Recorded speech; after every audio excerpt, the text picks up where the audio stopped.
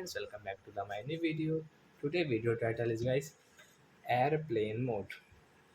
So friends, you want to disable your aeroplane mode in your Oppo phone from phone settings. So guys, how can you disable it? In this video guys, I will show you friends. So guys, now let's see how to disable aeroplane mode, and guys, how can we remove guys this aeroplane mode icon on screen.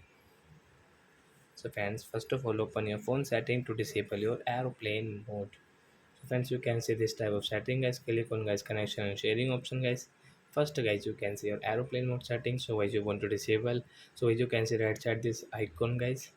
So guys, tap here, then it will disable in your phone, and guys you can see your aeroplane mode icon has removed on your screen. So I hope friends you have understood how to disable aeroplane mode in our Oppo phone. So that's it guys. Thanks for watching the video. We will meet on next video. Bye bye friends.